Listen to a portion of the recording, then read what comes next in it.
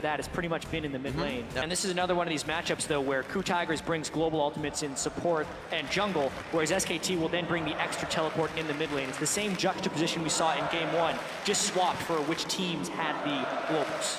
We're gonna see what happens. Loading up for game 4 with the Summoners Cup on the line. Tweet hashtag KOO win or hashtag SKT win to @LOL Esports. We'll be tallying your votes up throughout the game to see where you stand on this one.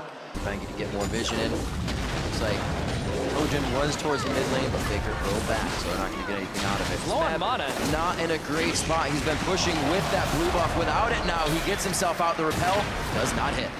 He's gone tier into a mana crystal. He's going to be going Catalyst next. He is completely maxing out on damage early on here. And you can see it's almost told as well. If you look at the items in the side of Smeb and Kuro, they both have Catalyst, which means they'll be doing stacking as well. The Cocoon comes out. Hojin flashes in and gets the knockup, saving Smeb's life. Can they retaliate here? It looks like Bengi and MaRin have gone too far away, but what a save for Smeb. Everyone had to do the right thing to avoid dying there, which is a little bit dangerous. Flashes were blown in the mid lane as well. Looks like Faker and Kuro went hard, so there's no flash for this. Hojin in a real bad situation with the last bit of mana. Faker takes him down 2v1. Do this, and they start taking the advantages little by little. Hojin gets pushed out by the ultimate of Faker in the mid lane. He actually should be okay here with the blue buff. Room prison back on the Kuro, and everything is safe again. Dragon number 1 goes to SKT. It's one of the things that Tahm Kench offers. See what happens here. MaRin is going to Smeb. And this is one of the first games where we haven't seen the side lanes drop yet. The middle goes down first. We'll see how that opens up the map right now.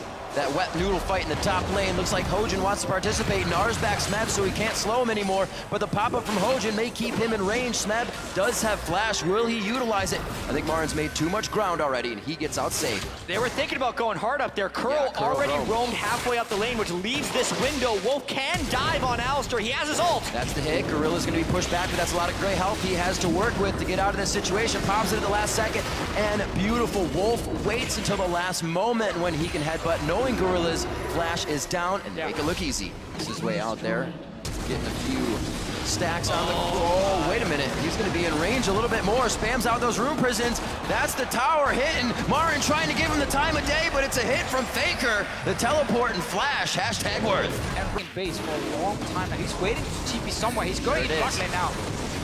Just going into the river brush, but it's going to be Kuro getting dropped immediately. How did he even think he could take that fight? Saracen Brace wasn't even used by Faker, and they're ready to keep going for the fight. Gorilla chomps up Smeb as his teleport comes in. Prey gets caught way off on the wing here. KOO was not ready to take any sort of fight. They thought it'd be a single 1v1 with their TP being the advantage of the bottom lane. A big misplay by KOO to be walking in range of Faker when he's capable of doing that. Faker has complete mastery and knowledge of what he can do, and you can tell KOO has none of that knowledge. We've said Faker playmaker really hasn't been here this world. He's just waiting for the finals voice. I think he's been having a great final so far. See what happens here. Gorilla, he's caught. The gray health is there, a flash over the wall possibly. Doesn't even get a chance to gray health on that one. A good crit from Bang and the execution from Bengi. And it looks like a little too far into the turret as they're getting flanked by Kuro here. Now SKT is playing their defensive control game. This is their risk. Teleport almost up for Smeb on this one. He's clearing the bottom wave. It looks like the team may not even try to take anything. Hojin gets hit out. A very late arrow, though, still allowing SKT to fight. The Gnar misses off of a flash there by Gorilla, but KOO now trying to hold off mid. The flash was used by Prey, or I'm sorry, heal was used by Prey. The TP coming in to save the minion as well as engage in a fight. Smeb gets the wild growth on himself. What a static shiv crit. And it looks like that could be a final kill. Nicely done coming in. The toxin from Bengi. After this one, the wave clear is gone for KOO Tigers. They had to go back to base. They have Baron buff and 5 people alive for SKT. How hard did they push this in? They don't have many waves pushing the side. It could be towards the top before Prey and Gorilla get up to get that second tier turret. They have a pretty good minion wave. Take another dragon, get 4 for yourself. And really just the way they've been sitting in this 1-3-1 as MaRin is trying to run away. Hojin comes in. Beautiful hop. The whimsy from Smeb could get him there in time, but it's all about Kuro being there.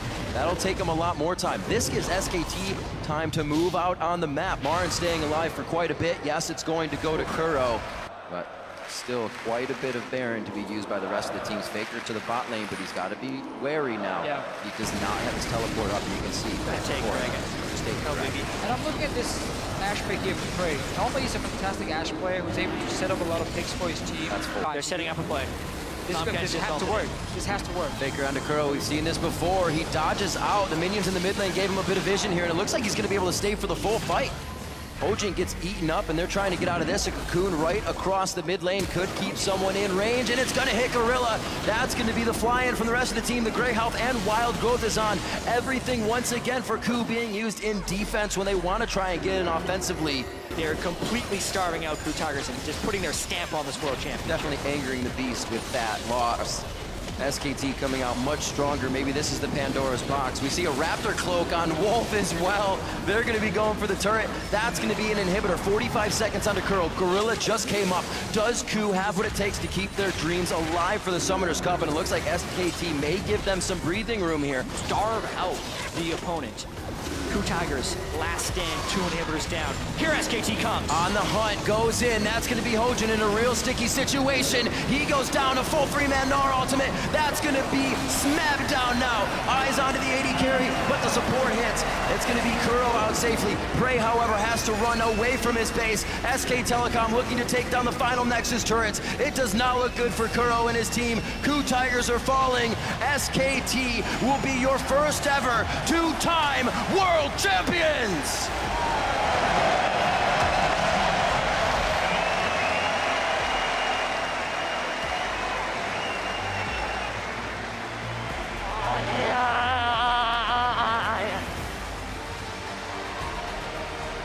In an almost perfect run, the emotion on the team being felt. You could see it on Faker's face. An almost perfect run here for SKT. Thwarted one game, but come out the victors and get to hoist the Summoners Cup a second time. Faker, Bengi, and Coma, the repeat champions here. And if Faker's legacy wasn't cemented enough, that last performance on Ryze, he made it look easy. Faker, playmaker. He showed up, especially in the last game. Had a good final overall. Other members from SKT will always have to highlight Bengi. In this game on Elise, had a massive impact, but Bang really for me as well as an AD carry.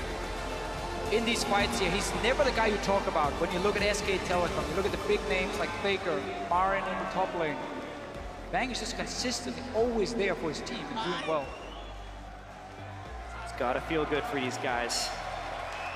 An amazing record throughout summer to the end of Worlds.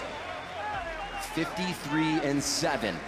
SKT puts up an amazing show. Now they get to hoist that Summoners Cup. Also, KOO Tigers, you saw them still in good spirits. They had such a tremendous year. But ultimately, this is the year of SKT. 2 LCK championships, spring and summer. Perhaps the most dominant split or total year we've ever seen from a Korean team. And it all culminates with that 13-1 slaughter of KOO Tigers in Game 4. I think one of the biggest things you mentioned before, gentlemen, is the fact that the slump in Game 3 wasn't even seen in Game 4. They knew exactly how to repair any of the errors and bring themselves right back to the top of the game. That's when you know it's a great team. When you can lose a game in a best out of 5, but then instantly turn it around. Fix everything, you're ready for the next game. I can't believe how much restraint SKT has. Just grab it. As a team, they will do so. SK Telecom T1, your 2-time world champions.